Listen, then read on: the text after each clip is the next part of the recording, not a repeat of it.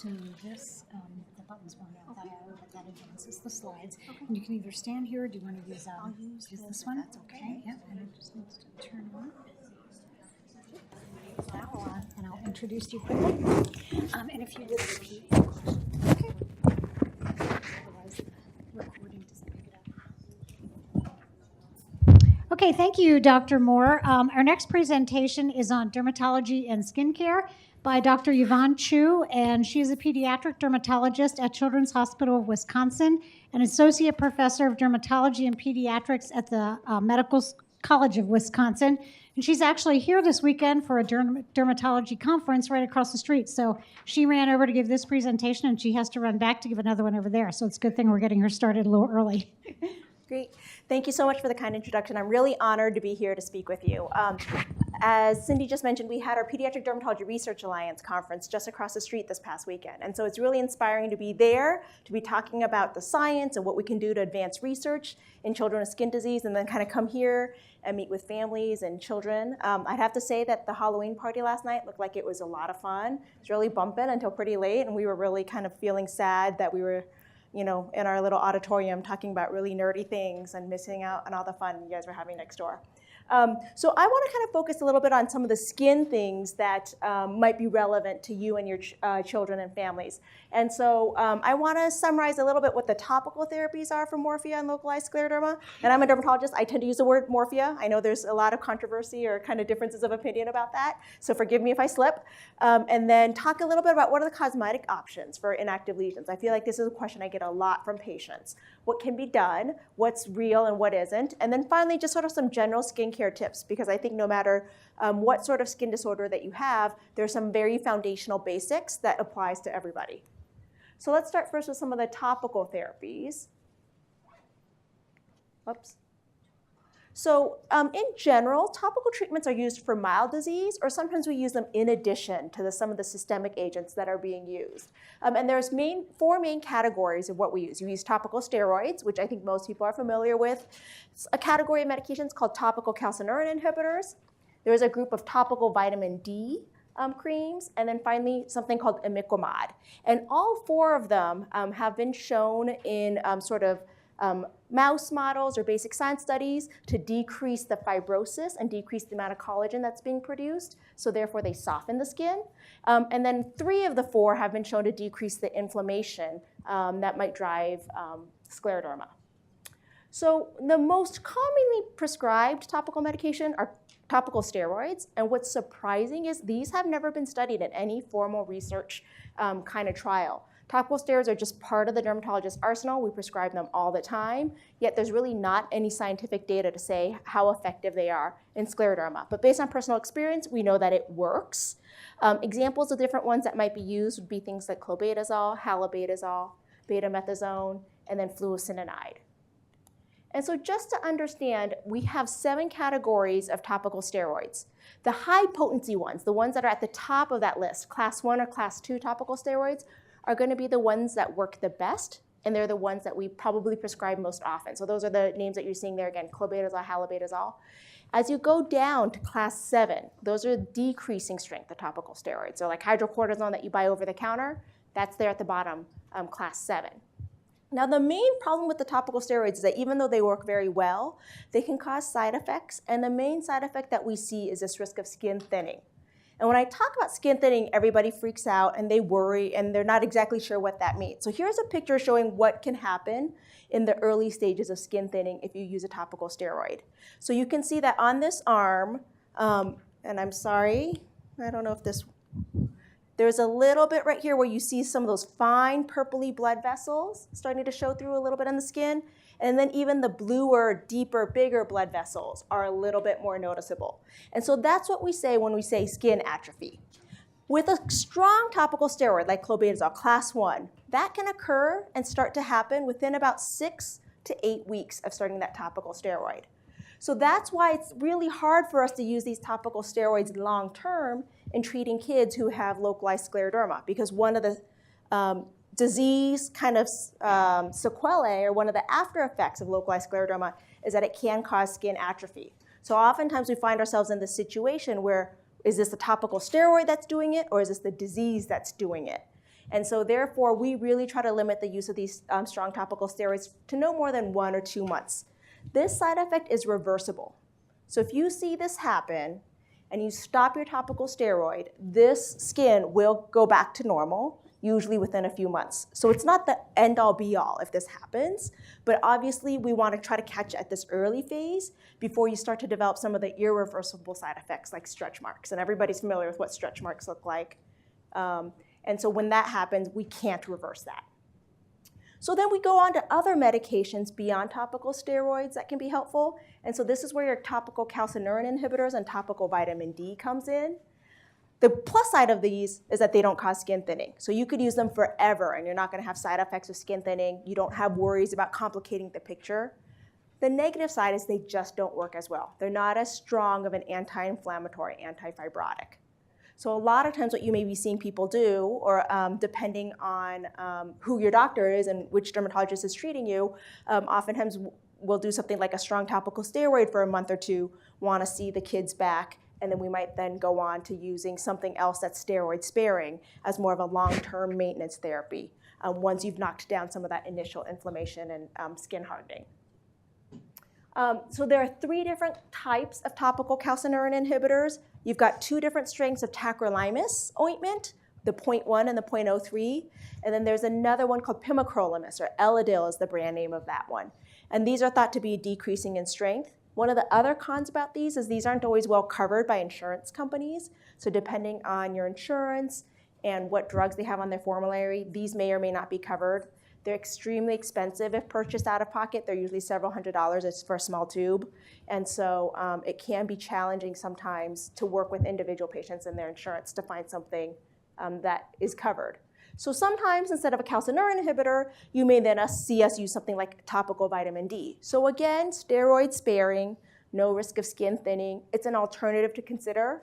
And we use these 2 just depending on what your insurance will cover. I might try to prescribe one, insurance doesn't cover it, let's try the other and see what we can get. Vitamin D comes in 2 different forms. There's a calcitriol and calcipotriol. Those are very similar molecules, and we think that they work pretty similarly. And then there's a very nice form of topical vitamin D that comes with a topical steroid built into it. This is technically FDA approved for people who have psoriasis, which is like an inflammatory skin disease with red scale. But oftentimes we can use that for morphia as well. But you have to be careful because again, the topical steroid in there, you don't want to be using this long term. And then there's a drug called Imiquimod, and Imiquimod is very interesting. It comes in these little tiny foil packets, and Imiquimod is initially FDA approved for genital warts.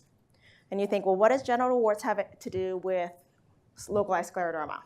And it's really interesting because the way that Imiquimod works in treating genital warts is it stimulates your immune system and stimulates inflammation so that your immune system can kill that virus and get rid of those genital warts. So you would think that it's a little counterintuitive, like why would this work for morphia? But what's also been shown in basic science studies, and it's also been shown in a small trial in kids, is that it softens the skin. It inhibits that fibrotic pathway that leads to that skin hardening. So it can oftentimes be very helpful for some of the harder or thicker lesions where maybe you're not really having a lot of inflammation anymore, but you're trying to soften that skin out again so it's not as hard. And there's an example of that right here with this sort of white center. This would be a really great area to put some of the Imiquimod on to get a little extra benefit. Question? My daughter has calcifications in her fingers and on her knee.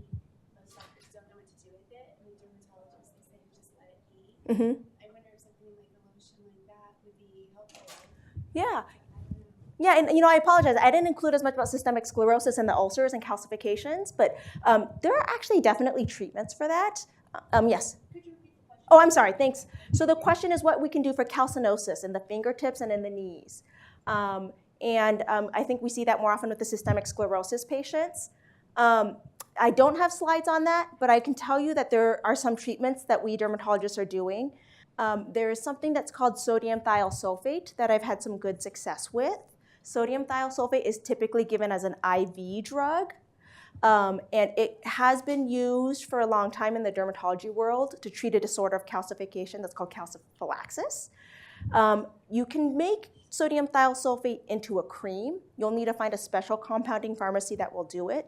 They can make that into a cream, and then you can apply it to small areas of calcification twice a day. And I've had some good success if they're small. And then from there, sometimes what you can do, if that doesn't work, is you can inject the sodium thiosulfate into the areas of calcification. And the reason why we try to avoid the IV form is that comes with major side effects, usually causes a lot of nausea, and so we avoid that. But used either as a cream that's specially prepared by a compounding pharmacy or as small local injections into the area of calcification, I've had good success with that. Good question. Other questions? Yes? What is your thought on the topical vitamin C to protect the skin, like if you have ECDF? Mm-hmm. Would that be helpful to protect the environment? I don't think so. I don't think there's a lot of data on topical vitamin C. Studies have shown vitamin C is very attractive for like anti-aging effects. So you'll see a lot of like these anti-aging creams and antioxidants talk about vitamin D. The problem is that any vitamin C that you apply to the skin immediately starts getting oxidized. And so when that happens, you actually don't get any durable effect of it in the skin. So it's very popular in all those creams. Everybody likes it because vitamin C is an antioxidant, but in reality, it doesn't last once it's applied. Okay. And I left plenty of time for questions. I don't have a lot of slides, so I welcome a lot of interaction and whatever questions you guys have. Feel free to stop me at any time. So let's talk a little bit about cosmetic options for patients who've got inactive localized scleroderma. I think your three options are cosmetic camouflage, soft tissue fillers, and then surgical excision. And I'll go over each of those in detail. I think the main thing you have to keep in mind with any of the fillers and surgical excision is that a lot of us who treat kids with this disorder feels that there's a role for trauma in potentially triggering or exacerbating disease flares and further inflammation in the skin. And so many people do recommend that if you're going to be doing something where you're going to be poking, prodding, cutting that area, that you want to really make sure that your localized scleroderma is inactive and really kind of hasn't had a disease flare in several years before you try to attempt one of these.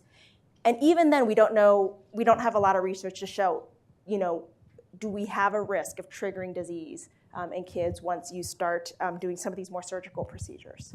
So here's an example of camouflage makeup. And camouflage makeup is different. These are usually more highly pigmented, much more long-lasting makeup blends. They're a little bit more similar to like theatrical makeup or what they would use in Hollywood. But there are several brands that specifically target using medical camouflage to treat various medical disorders. And so one of the brands, for example, that's most well known is Derma. Some of these may require doctor's prescriptions, but many of them don't. And this is an example of our girl who has morphea, where you can see that it's left behind hyperpigmentation. And with some makeup over it, she is able to mask the appearance of that, and it's not as visible. Here's a couple more examples, not specifically of morphea, but you can see in the top left, there's a girl with a burn scar. Again, with high quality medical makeup, you can achieve a look where it's not immediately visible to somebody who's not looking carefully. And then the bottom right is a girl who's got a bright red port wine stain. So again, really kind of helping some children. I don't think this is for everybody. But if you have people who are self-conscious about it or who don't want their signs of disease to be noticed or visible, this is a very good option. Questions? Okay, and then let's move on to soft tissue fillers. So there are a variety of soft tissue fillers. You see the commercials on TV all the time, right? Get rid of your wrinkles, fill them in, look 20 years younger. This is all the stuff that's used for the aging face. The downside with these is these are never covered by insurance. I think, unfortunately, you're not going to be able to get them paid for.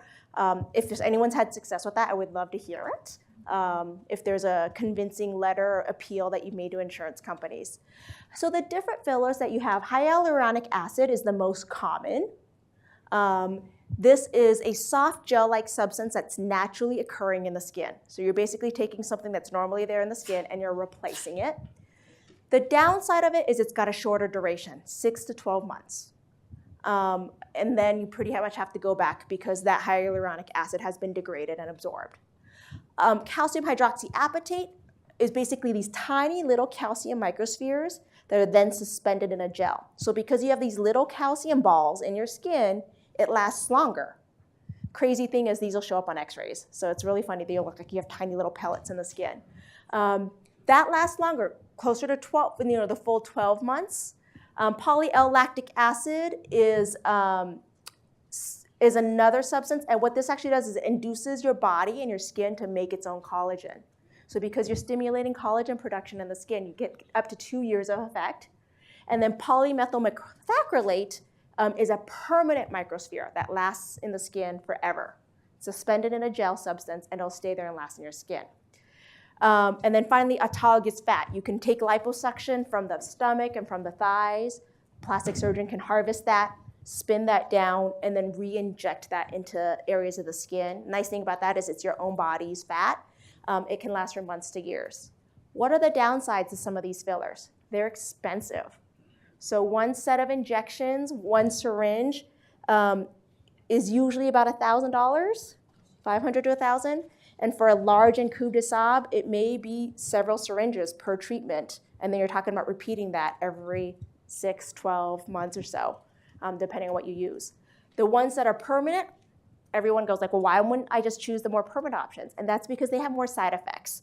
And you have to be a little bit more experienced of an injector to get that, to get those right. Because if you inject those too superficially in the skin, you can imagine you've now got these little tiny like pellets, BB balls kind of like in the skin, and they're visible. So they have to be injected by somebody just deep enough so that they're not visible, but also superficial enough so that you can actually get some benefit from them. It's not like buried deep into the fat.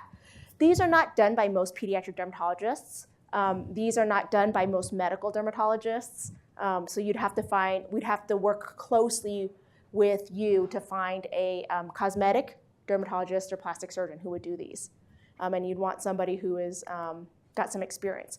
But here's some case reports from the literature. This is somebody who used PMMA, polymethyl methacrylate, the permanent form, underwent 3 injections of that over time. And you can see this is going to be permanent improvement, this in coupe de sable ECDS lesion right here.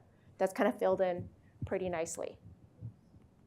Here is an example of someone who underwent surgery to remove the depressed area. So in this case, what the plastic surgeon did, and I'm sorry, I'm going to kind of focus on this side, is excise this whole area of atrophic skin, cut it all out, pulled everything together, and so you can see a series of these zigzag scars on the forehead. And so basically, in this case, there wasn't much bony depression, but mostly skin and fat depression that they were able to remove and cut close.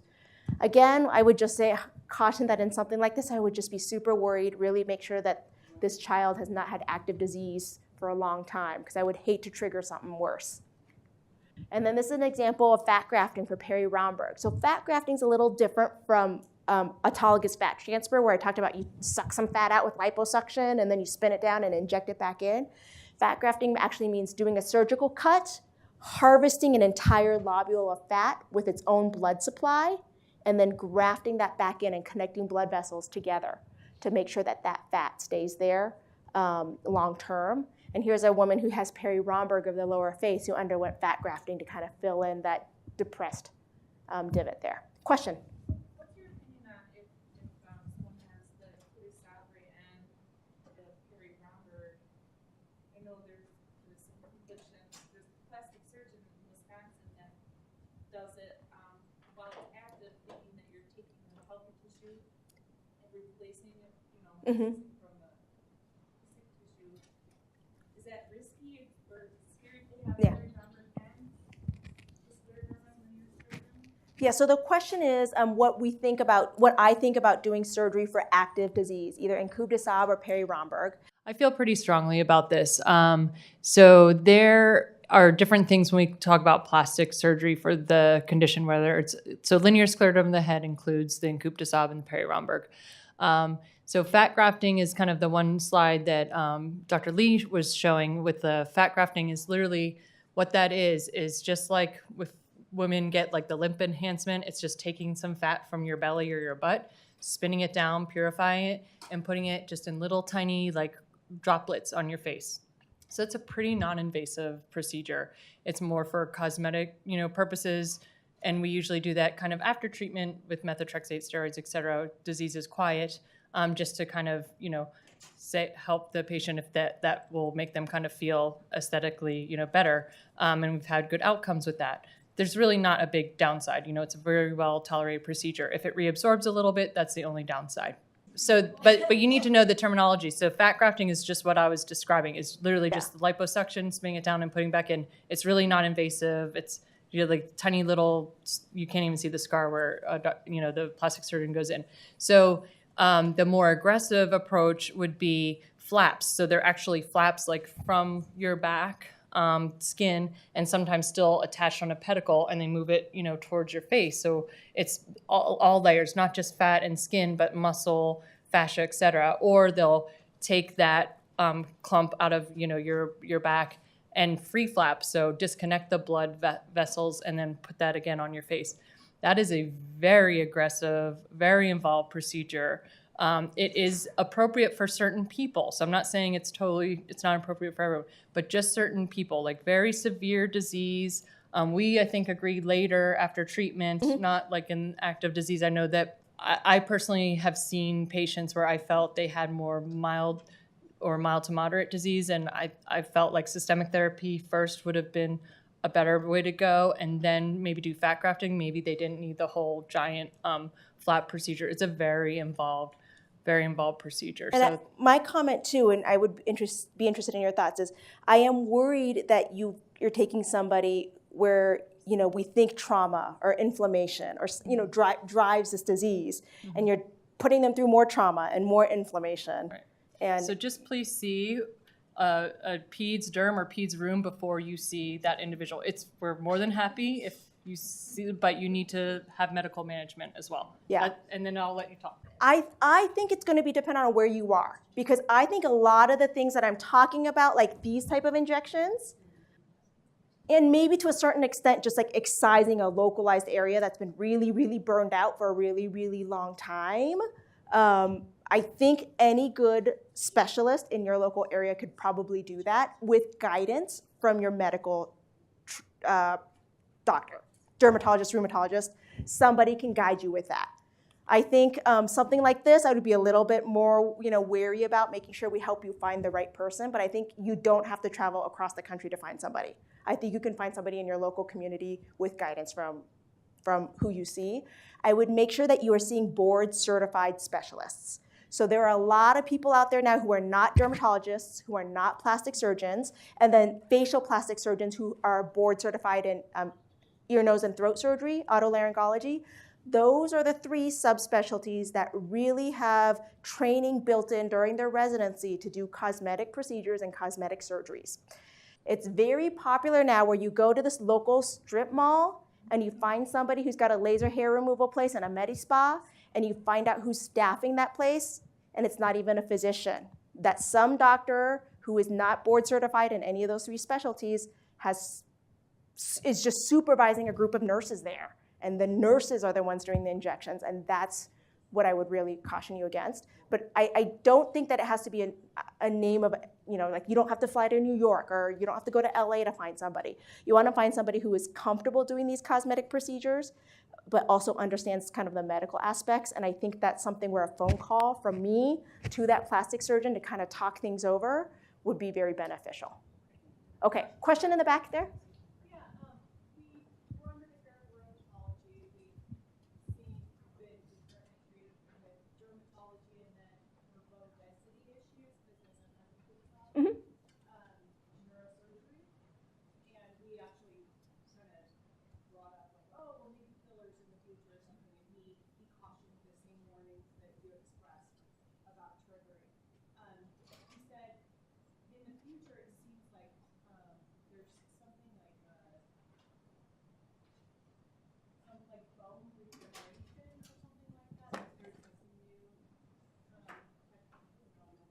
Yeah, so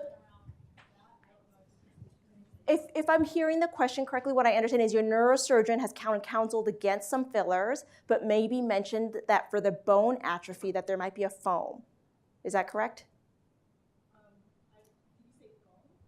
Or what did you say? Oh, I don't know the terminology. It sounded like he said that they can actually like regenerate bone. Oh, regenerate bone. I don't know of bone regeneration. I do know that there are some bone substitutes that are like foams. Or maybe he's talking about bone grafting, like you take bone from another part of the body and you graft it into that area. I think that's a pretty invasive, big procedure. I'm not sure that would be necessary. I do know of neurosurgeons and craniofacial, like plastic surgeons, who will sometimes do something for somebody who's got like a skull defect. Not usually morphia, but like something else where they can do a sort of injectable foam type of thing that then hardens and turns into like a bone substitute. But I'm not heard of regenerating bone at this point in time. Okay, was there another question here? Yes. So my question is that with like juvenile linear scleroderma, you have the red around it, and you know that it's active. How do you know when the ones on the face or the Parry-Romberg has burnt out since there is no red? That's like the perfect question. So how do we know when localized scleroderma is active, and how do we know when it's burnt out? And it can be challenging. It can be hard. And I think you've kind of asked $1 million question that I wish we had a better answer for. I think time.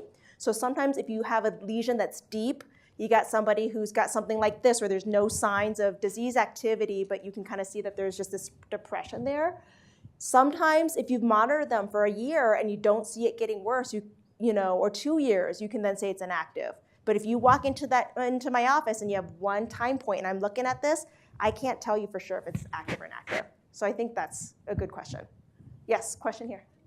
My daughter has with the calcifications, there's also like pitting a little bit on the fingers, and the fingertips are actually shortening with the lack of blood flow. And one of the other moms had mentioned last night at the party, possibly like platelets or something. Are they injecting into the fingertips or something to help regenerate tissue or anything like that? Maybe what you're hearing is something called platelet-rich plasma, which is the latest hot buzz in the cosmetic world. Platelet-rich plasma is taking someone's own blood, spinning it down, and then concentrating your own plasma, which is like the liquid part of your blood, and concentrating the platelets in that, and then using that for a whole variety of things. But the problem is it's not FDA regulated. It's a very lucrative thing for doctors to do because they make a ton of money off of that, and there's no evidence that any of it works. So it's used for anti-aging, it's used to regrow bald men's hair. You see it advertised everywhere, and I think that might be what you're hearing about platelet-rich plasma. I can't say I've seen evidence for that, to heal ulcers. I mean, well, it's been used for like ulcers of other kinds, and perhaps there's some benefit in those areas, but I can't say I've heard of it used for systemic sclerosis ulcers on the fingertips. Great. So then the last topic, and I really appreciate the question, so feel free to stop me anytime and keep them coming, is just sort of general healthy skincare tips, right? Everyone always looks at a dermatologist and goes like, what do I do to get perfect skin? And here's what I'm going to tell you. It's very simple. The main things that we always want to make sure you guys do is sun protection. We know that UV light in some forms is used to treat localized scleroderma and morphia, but we also know that a lot of people who have morphia have this dyspigmentation, right? Your disease is burnt out, but you've got these brown marks left behind on the skin. And the number one rule is that anytime you have discoloration on the skin, whether it's lighter or darker, when you get sun exposure, those differences are going to be amplified and highlighted. So darker skin gets darker, and your normal skin doesn't tan as much. And so everything's going to be much more noticeable in the summer. So sun protection is an essential part of that. And when we talk about sun protection, there's 4 main tenets of it. Number 1 is you want to avoid midday sun. So don't go out between 10 a.m. or 4 p.m. Or not go out, but don't plan to go outside and have your picnic at 11 a.m. in the morning. Do a late afternoon, 4 p.m. picnic with the family kind of thing. Seek shade. So if you're outside on a really sunny day, go underneath a tree. bring along one of those tents when you're out tailgating so that you can have a place to go underneath the shade. Sun protective clothing is an important part of that, hats, long sleeves, and then sunscreen. So I think one of the greatest things for us as dermatologists in the last 5 or 10 years is that there's been a huge boom in sun protective clothing. You can find these anywhere now. LLB, Land's End, Amazon. It used to be that you only bought them from like these really uncool looking like suppliers, and now it's hit the mainstream, and you see a lot of really cute options for kids. So in the picture on the left, the kids are wearing sun protective wide brimmed hats, as well as long sleeve sun protective clothing. A lot of these clothes will be marked UPF 50 or higher. UPF is like universal protection factor, UV protection factor. Basically just means that this is equivalent to an SPF 50 or higher sunscreen. A lot of really cute swimsuit options too, like in the kids on the right. And then when you're looking for sunscreens, you want to look for a broad spectrum SPF 30 or higher water resistant sunscreen. So in terms of reading a sunscreen label, number 1 at the top, you want to make sure that it says broad spectrum. Broad spectrum means it protects against both types of UV light. Then the next thing is you look at the SPF factor. You want it 30 or higher. You want the sunscreen to say water resistant, and sunscreens are categorized either water resistant to 40 minutes or water resistant to 80 minutes. And so it just means how long it'll last on your skin while you're sweating or swimming. The number 4 you can kind of ignore. I borrowed this from the Skin Cancer Foundation website. They're obviously trying to promote those that have been officially approved. And then number 5 is you want to look at the active ingredients in that sunscreen. So there's 2 types of sunscreen ingredients, just so you understand. There's physical sunscreen ingredients and there's chemical sunscreen ingredients. And what physical sunscreen ingredients are is they reflect and they scatter UV light. So they physically prevent the UV light from penetrating your skin. And these are good for protecting against UVA and UVB lights. And the examples of those ingredients would be like titanium dioxide or zinc oxide. Chemical sunscreen ingredients absorb UV light. So instead of actually reflecting it off the surface of your skin, they take that UV light and they undergo a chemical reaction on the surface of your skin to turn that UV light into different wavelengths. And this is better at protecting against UVB than it is UVA. And then examples of those would be like oxybenzone, avobenzone, and PABA. And so why is it important to protect against UVA? Well, number 1, a lot of photosensitive skin disorders like systemic lupus, dermatomyositis, we don't really think that that's the case with localized scleroderma, but that they are more sensitive to UVA light than they are UVB light. So it's really important for protecting against those wavelengths if you have one of those autoimmune diseases. But UVA tends to penetrate deeper into the skin. And UVA is the wavelength that tends to cause things like tanning and color change in the skin, but then long-term also lead to things like the wrinkles and aging. Whereas UVB is the one that causes immediate sunburn and redness. So when you're looking at a sunscreen and it's got an SPF of 30, that SPF really only measures the UVB protection. We don't have a current standard or a current measure of how well it protects against UVA. So the best thing that you can do right now, the way that the FDA has regulated sunscreens, you just can look for something that says broad spectrum. And so the reason why most dermatologists tend to prefer physical sunscreen blockers like titanium and zinc is because they protect better against UVA than most of the chemical sunscreen ingredients. Having said that, everyone always asks me what the best sunscreen is.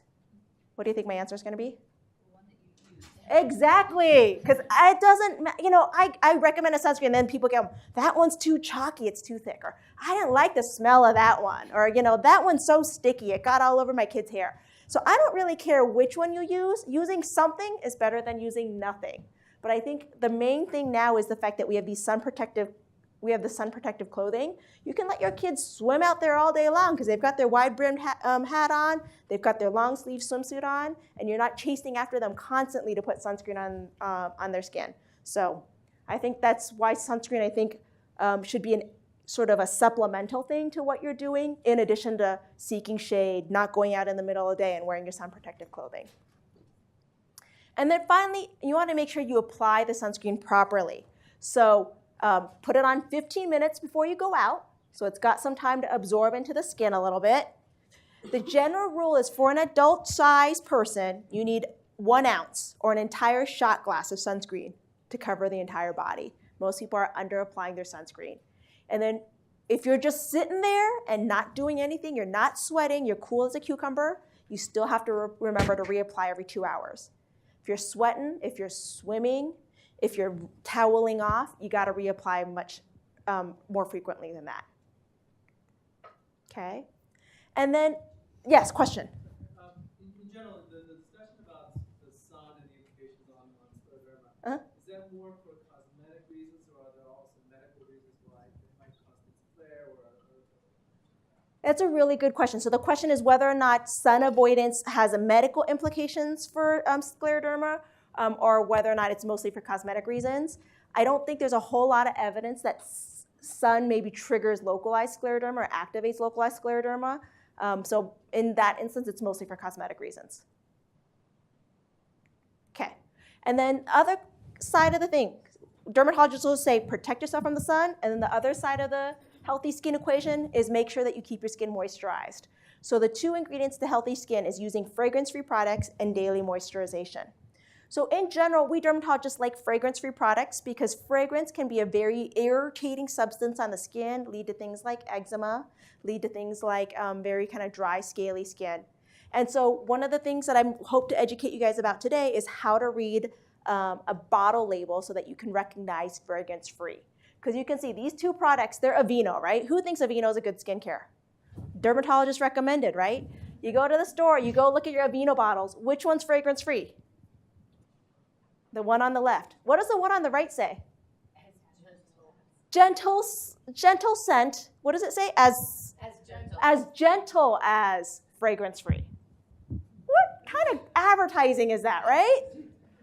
It is so tricky. So you really do want to make sure that you find products that are fragrance-free. We all love, everybody who's got a baby, don't you guys all love the Johnsons & Johnsons? You want them to smell like baby powder? We hate Johnsons & Johnsons. Worst thing to ever happen to baby skin. So fragrance-free all the way. And then we like daily moisturizing creams and not lotions. There's actually some data to suggest that lotions can actually lead to more skin drying because lotions have a higher percentage of water in their formulations. And so we actually think that it can draw more water off the surface of the skin and into the air, causing transepidermal water loss through that sort of wicking and conductive effect. And so moisturizing creams, which, Cetaphil, again, great brand, but head for the creams. Those are usually the thicker, more moisturizing forms in the jar. Okay, so in conclusion, we talked about topical corticosteroids, calcineurin inhibitors, vitamin D, and Imiquimods can sometimes be helpful therapies if you've got mild disease or as supplemental treatment to your systemic medications. That camouflage makeup, fillers, and then sometimes even plastic surgery can be useful if you have inactive disease. I can't emphasize that enough, just like Dr. Torek said. We do not want that being used for anybody who's got active inflammation. And then sun protection and gentle skincare are the foundations of healthy skin for everybody. Thank you for your attention. I'm happy to take any additional questions that you guys have. Question in the back. When you talk about topical steroids and using them long-term, what's the long-term? Years? It depends on the strength. So if you've got a class 1 or class 2 topical steroid that we commonly use for morphia, you can start seeing the signs of skin atrophy at about 6 or 8 weeks in some patients. Usually though, by like 3 or 4 months, most people are getting skin thinning. But if you're using a lower strength topical steroid for something else like eczema, you're using a class 4 or class 5, you're not going to see that skin thinning effect unless you've used it continuously for 6 months, 12 months, something like that. And when I say continuously, I mean using it on the exact same spot of skin every single day. So for morphia, that's usually what we want you to be doing, right? Putting it on there every single day on that exact spot. Versus, for anybody, I don't want to get myself in trouble with any of your dermatologists. Like, let's say you guys have eczema. Someone's kid has eczema. A lot of times kids are on eczema for years and years and are on topical steroids for years and years and years for their eczema. But the way that you use it in eczema is a little bit different, right? You apply it to your eczema area twice a day for maybe a few weeks at a time, the eczema clears up, you stop, and you set that aside, and then you pick it up again a month later when it flares again. And even though you might be using it for like years in that matter, because you're getting breaks from it, those risks of skin thinning, that's much lower. So don't get me in trouble with your dermatologists. They're going to be so mad at me if I perpetuated that. Question here. Are calcipotrate and tacrolimus okay longer term than Yes. Yeah. So the vitamin Ds like calcipotriene and tacrolimus, we use those months and months, years and years because they don't cause skin thinning. So the main thing that we think is that they don't work as well. So they're usually kind of more of our maintenance, long-term therapy for somebody who's perhaps not as active, perhaps has had topical steroids or systemic medications to kind of knock down their disease, and now we're just looking to maintain. So that's what we were on clobetasol. Mm-hmm. I should stop that by like 6 months. I shouldn't use clobetasol. You should do what your dermatologist or your rheumatologist tells you. But if you haven't seen them in a while and you've been using your clobetasol for 6 months, We go over gently. And then can I ask, like, what do you feel about evening primrose, SAMI, D3 orally, or those things? evening primrose, what was the second one? SAMI, I'm not familiar with that. How do you spell it? purple, SAM, and then a big E. And purple. It's a sulfur, it's like a sulfur. It's a what? I'm sorry? I think it's a sulfur containing. Sulfur-containing oral, and then the last one you said was, D3 oral. and vitamin D orally. No evidence that I know for evening primrose and SAMI. I don't think there's any specific evidence for oral vitamin D in this disease. So I would say no evidence for any of them. Question there? I'm just wondering, from your perspective as a dermatologist, what is the point at which there's a lot of people online who have been diagnosed with morphea and are trying to figure out if it's time for them to go see a rheumatologist. A lot of people in America have easier access to pediatric dermatology as opposed to rheumatology. So most days on Facebook, someone posts this to other groups. What would be your sort of, do you have a blanket statement, or what would be your advice on how to define that moment? I think okay, so the question is, when do you need to see a rheumatologist as opposed to a dermatologist? Because usually it's a lot easier to see a dermatologist. Is that what you're saying? Yeah, and when do you transition? And when do you Like, transition? To possibly even travel to see a rheumatologist? I think it varies. So I think if you've got circumscribed plaque morphea that's relatively limited, most of those times a dermatologist can handle that, and you probably never need to see a rheumatologist. Am I right? Am I getting myself in trouble here with any of the rheumatologists in the room? Okay, so I would say that's the case. However, I think if you've got linear localized scleroderma, you've got more severe disease, you've got multiple areas of the body, you've got joint involvement, you've got arthritis, some of those other things, then I think you probably should either see a rheumatologist, and in those cases travel to see a pediatric rheumatologist, or you got to make sure that the dermatologist that you're seeing is somebody who is very comfortable managing those patients, who is very comfortable looking for some of the more systemic type of things. So I can tell you in my hospital, my rheumatologist and I have worked out an agreement where they don't want to see every patient who's got morphea or even linear scleroderma, that I follow all of those patients myself, that I treat them with steroids, that I do methotrexate, but that they only see them and get involved if there's joint involvement or arthritis. But if you've got localized disease that doesn't have, arthritis or musculoskeletal complications. But I think it's different. I think it varies depending on where you're at and the level of comfort of the dermatologist that you're seeing. How do other centers handle it? I think a lot of most patients will go through derm, but actually not ped derm. Yeah. You guys only have like us. Like, Yeah, we're pretty small. So you want. So I think a little disclaimer is actually you're likely to see a dermatologist, but it's likely an adult dermatologist. I think that's where we need to put our education efforts in, because at least I think historically, I think we could all say the same, is that that's where sometimes you run into someone that doesn't recognize it, or they recognize it, but they poo-poo your disease. Yeah. So I think either peds derm or peds room is fine, and a lot of the time there's sometimes combined clinics, so we kind of co-manage together. So I don't think there's a particular answer as far as peds derm and peds room. I think either you're fine. I think it's getting out of the adult dermatologist that's down the street is probably the answer. Yeah, I totally agree with that. You probably want to be at an academic kind of center if you're seeing an adult dermatologist, is my feeling. somebody who's probably more in tune with what's going on in the world and what's going on in the research. Question here or comment? There was discordance among the peds dermatologists on treatment. So Yeah. I would agree that an academic Mhm. pediatric dermatologist Yeah. would be fine, but I don't know if a pediatric dermatologist in private practice that's really not keeping up Mhm. would be fine. And I don't, yeah, and it's hard to make a blanket statement, right? Because I've got a colleague in my practice who's a premier pediatric dermatologist, internationally recognized, who just told me this week that I don't believe in treating morphia because I don't think anything works. And so I think we just don't do anything. And I looked at her and I was like, I am gonna kill you right now and punch you. Like, how can you say that to me? It's hard. It's hard to make a blanket statement, but I think sometimes gut feeling plays a role. Do I feel like I'm getting the right treatment from this person?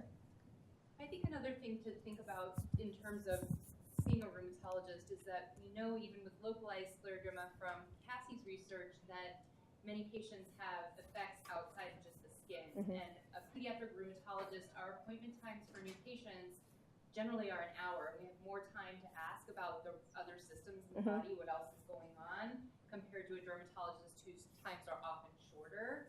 So even if it's just a one-time appointment with a rheumatologist who you need to wait months Mhm. to see, that might be worth it just for peace of mind and to make sure you're getting a thorough evaluation. I think that's a very good point. I think it just depends on, who's doing it, who's managing it, and what workup they're doing. Question over here? Back from the beginning of the talk, when you were talking about the topical treatments, and you're mostly talking about for the localized kids. My daughter has systemic. Mhm. Her hands and a little bit on her face, like her skin does feel hard. Mhm. So will the softening of the skin, will that work for her as well, or not so much because it's systemic? Not so much that it's systemic. I don't think there's great studies to have shown that any of the topical therapies work that well. The one thing that I would say that hasn't been studied and I don't think is common usage is Imiquimod.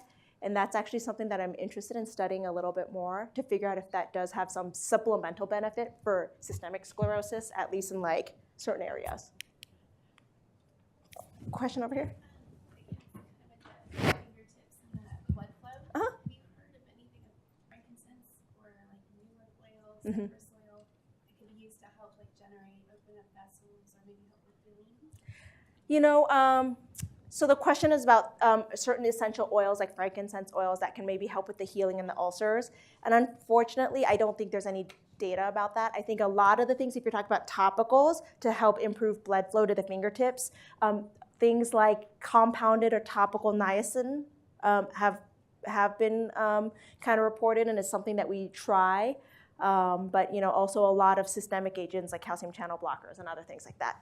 I just have a general question because, I've been to different adult Yeah. talks too about just keeping, and the systemics, just like really keeping that skin healthy, getting barriers, like even if it's aquaphor, I know it's, but anything that's kind of really heavy duty is usually helpful. Yeah. So as she was mentioning, not like a lotion, like try to even push it to a cream or even Ointment. kind of an ointment would be best. And I just wanted your opinion. I've been to some of the Scleroderma Foundation meetings, and sometimes they'll have people that have like the beeswax kind of not moisturizer, kind of like the ointment. I felt those to be pretty helpful. Do you promote those? I'm trying to remember their I think there's like a Dr. Something, right? It's a beeswax based. It's like or there's meta honey, Meta- stuff like yeah. that. I mean, I found my patients who say that helpful. I was just wondering from the dermatology standpoint because it's supposed to have some antiseptic a little bit. Yeah. The meta honey. So I think a little bit, meta honey is like medical grade honey because honey has antimicrobial, antiseptic properties. I think those can be used for like open wounds that you're treating, but they get really expensive and they're not always well reimbursed by insurance. So I would say that the benefits of those might not always be enough to be worth the price. Beeswax kind of based moisturizers are also kind of widely available. And those can sometimes be an effective barrier. I'm a huge fan of plain old Vaseline. So I think in terms of bang for your buck, you can't get anything better than the dollar-sized tub of Vaseline that's that big.